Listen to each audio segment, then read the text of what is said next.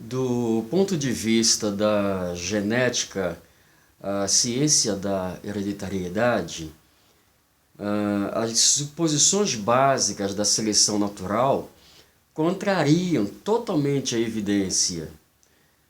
Muitas décadas de pesquisas meticulosas demonstraram que, por mais verdadeiro que seja o fato de que há ligeiras diferenças entre ou dentro de cada espécie, não é verdadeiro que estas variações são especialmente herdadas pela próxima geração.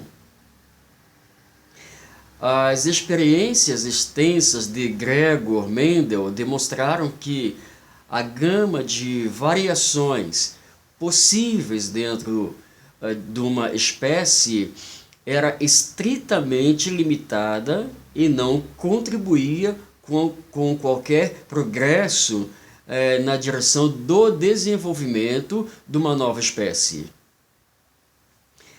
Então, desta forma, os elementos de um tipo puro de ervilhas de crescimento alto podem ter pequenas variações de altura entre si, mas a descendência das ervilhas, das ervilhas altas, não possui uma altura menor, uma altura média maior do que as ervilhas curtas.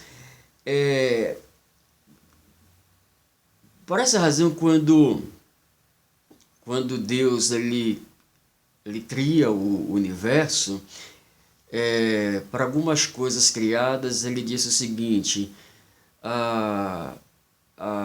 apareça isso de acordo com a sua espécie. Os animais na Arca de Noé,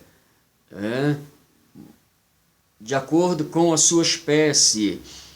Então, se pegarmos aí, por exemplo, a passagem do grão de mostarda, quando Jesus disse que se alguém tiver fé do tamanho de um grão de mostarda, poderá realizar o milagre de transportar o monte para o meio dos mares. Mas não vou entrar no mérito da questão, apenas analisando que o grão de mostarda é uma coisa muito minúscula. Então, quando Jesus ele fala do grão de mostarda, ele não está falando necessariamente do tamanho do grão de mostarda, mas ele está considerando que o grão de mostarda, que é a menor das sementes, tem vida em si mesmo.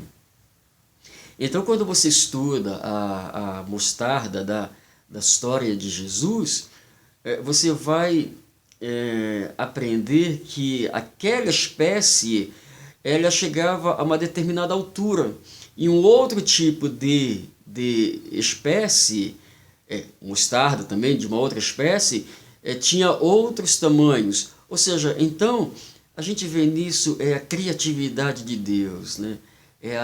O dinamismo na criação. Ele cria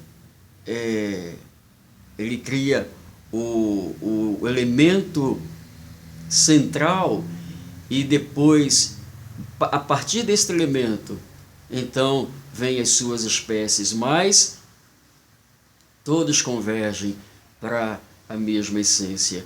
Então, não significa que os elementos de um tipo puro de ervilhas de crescimento alto podem ter pequenas variações de altura entre si, ou seja, de acordo com a sua espécie.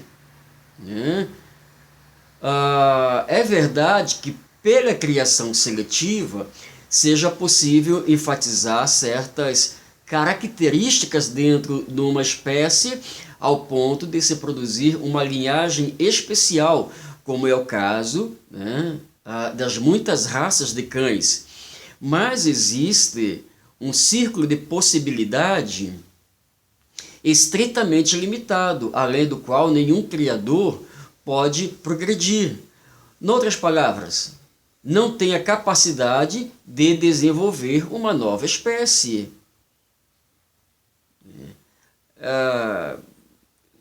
Eu acho que diante da exposição aqui não precisamos ser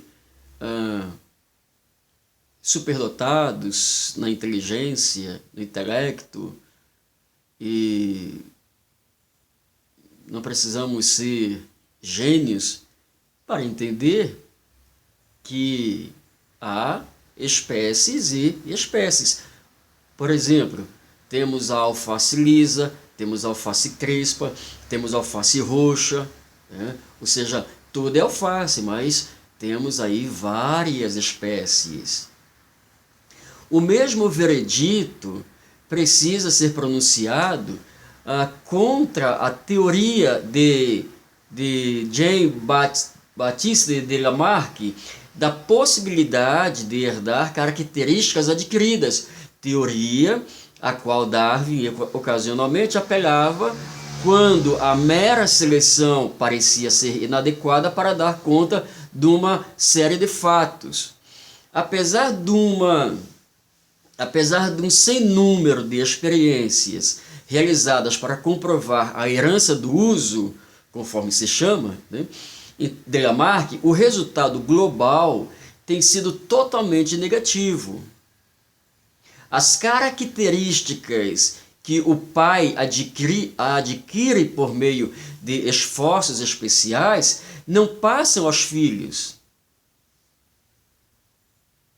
Simplesmente porque não há nenhuma maneira possível pela qual estas características adquiridas, tais como a proficiência no atletismo, possam afetar os genes. Toda a hereditariedade, pelo menos no lado não espiritual, parece depender da química dos próprios genes. Eu vou dar um outro exemplo aqui. Michael Jackson. Né? Michael Jackson nasceu bem escurinho e filho de, ou melhor, com mais 3 irmãos, acho que eram 4 irmãos com ele, por essa razão chamavam os The Fives, né? The Fivers. E depois de ganhar muito dinheiro, o Michael Jackson ele optou para mudar, né? A cor da sua pele, trabalhou o nariz, mudou totalmente a estampa. Se Michael Jackson tivesse gerado filhos, não significa que, por ele ter mudado, alterado a composição, os filhos herdariam essa cor branca, porque agora o pai é branco. Ou seja, a genética dos filhos não iam mudar, ou não mudariam, a genética dos filhos não mudaria por ter Michael Jackson alterado o seu visual, ou trabalhado algumas coisas no seu corpo físico. Então, toda a hereditariedade, pelo menos no lado não espiritual, parece depender da química dos próprios genes. Quanto à forma ou à estrutura dos animais, não existe uma alegação que possa sustentar, este conceito.